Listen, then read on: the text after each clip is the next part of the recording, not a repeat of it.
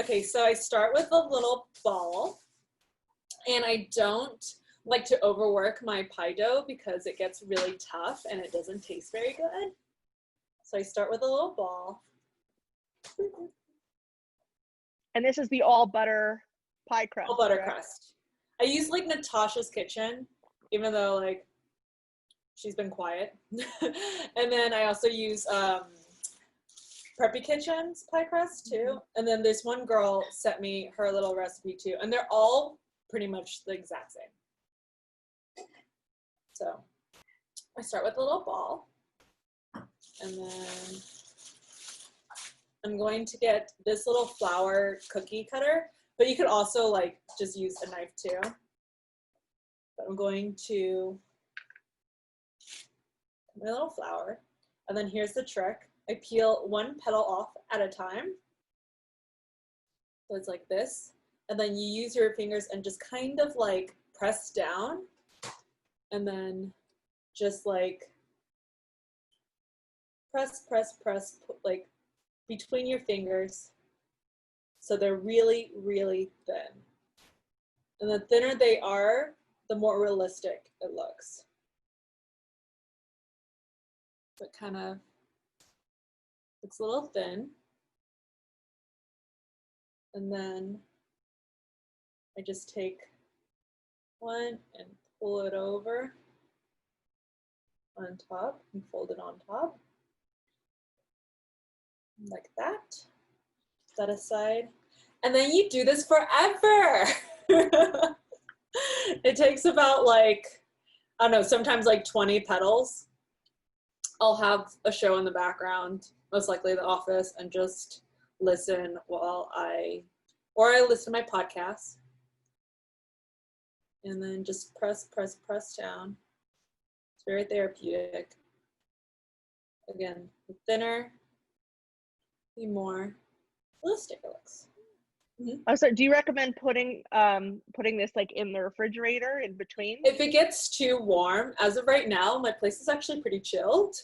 But in between, like if it gets too warm, then you want to keep them in the fridge. But with peonies, it's not that big of a deal if it gets too warm, because it's not like you're braiding pie crust. You're just kind of like layering on top. So it's not too big of a deal. And it actually sometimes too warm is a little bit nice, because sometimes it doesn't stick together, and that's when I use like an egg wash to have it stick together. But a little bit of heat when it comes to the flour is okay. And the thing about peonies is that they kind of overlap in the center of the petal. So you kind of want to get all of those and stretch it out so it kind of overlaps. I've learned that pie crust is really a lot like modeling clay, but edible.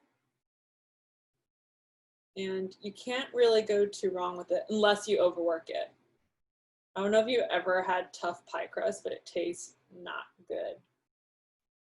Little like that. So I've seen some of your pies have different colors in Oh, the yeah. crust. So it's funny, Preppy Kitchen actually taught me this trick where it's like beet powder to get like really like that light red color to it. But I do just use food coloring. However, the first like 4 times I've tried to color my pie dough, I overworked it and it just became really tough. So it's kind of something that you're gonna just have to practice. Food color the butter. What? So beat the butter, add the gel in, and then refridge the butter, and then make your pie crust. I'm shook. I am shook. So we're So going. there is a question in the chat. How long does something like that flour take to bake? So the thing is, like with these, they're so intricate. We want to be able to, like depending on what size it is, with these guys, I usually say most of my decorations are like from 400 for about 10 minutes. If you want to be safe, like even like 350 for like 8 minutes and check on it. It really depends. Some of the times like my like decorations are so like thin and small, it takes maybe like 4 minutes. But you do want to make sure that they're baked. So But the best part is baking them all separately from your pie, and then you could just add on to them. So when you go to add on, how do you attach it, or is it just sitting like on top of your pie? Oh, when I add on, like after it's baked? Yeah. It just sits on top. Okay. I just have it sit right on top. So far that's what That's a little. cool. And for those who aren't quite used to working with pie crust, how do you know if it's been overworked? When it almost feels like tough. Like if it starts feeling tough, then you know it's not going to taste right.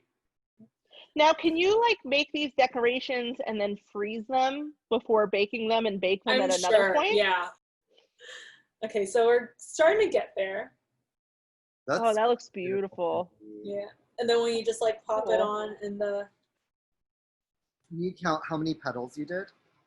let's see, so far, I know I want at least 3 more, but I've gotten 1, 2, 3, 4, 5, 6, 7, 8, 9, 10, 11, 12, 13, 14, 15. I Okay. usually do about 20 petals per Okay. flower. So I have like 5 tips when it comes to baking like your pie so that it looks amazing in every little part. When it comes to your egg wash, I use a very small brush and I go with every design because I learned that when I just kind of rush through brushing, it almost looks like a shitty like, how do I say, like, you know when you put sunblock and you miss some spots? That's what ends up happening when you like don't have an even egg wash coat. And then when you bake it, bake the bottom part with the your like I usually do a French or a fishtail braid, which includes like I started with 6 strips and then go over each other, but now I just do 5 because it kind of essentially looks the same. And so then after like I egg wash everything and then I bake with like my fishtail, and then I use aluminum foil to protect the sides of it. And then I also put my baking, I usually put my pie crust like on an actual like sheet first, not just like directly in, because sometimes I like, but I bake it with like just the outside first, and then I let it cool, and then I do all the other designs on top and bake it separately. And then about like 5 minutes, I would use a little bit of egg wash if I do want it to stick on, use a little egg wash, and then pop it back in the oven for like another 5 minutes. And then that's kind of usually how it goes. Are you baking your crusts before filling them, or are they filled pies? They're filled. They're Okay. filled, like the pie crust in the bottom, the filling in the top, and then my fishtail braid, and then I Got it. go. Okay. But it depends on like temperature bake too, because I don't mind going lower and then longer. I feel like that's better than just like high heat than just like, you know. And then I'm just gonna show you guys how I do my fishtail braid. So I like how you were like, yeah, I only use 5 strands. I know. And so this is the peony. That's beautiful. Gorgeous. Really. That is so pretty. Do you have any advice if you were going to make like mini pies, like in muffin cups? I'll just show you my really like super easy. Okay. So when it comes to like my mini tins, I usually like that. Use my little boop, boop, boop, boop, boop. So you don't spray it or anything? No, this doesn't stick to anything. Like this is like so I got that little guy in there.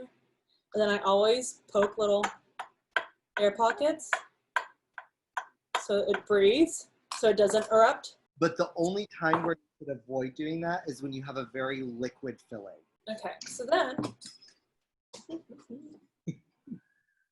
go 1, 2, 3. Actually, that's just 2. Yeah. 3, 4, and 5. Now here's the thing. You're gonna get frustrated because every like 20 seconds it breaks and then I have to start over. So pie making just like is a constant thing of just starting over and over and over. And then I kind of like to stretch it out so it kind of becomes a little bit more, I don't like things too clunky or chunky because it doesn't show off the design as well. Like for me right now, these are a little bit too on the thick side.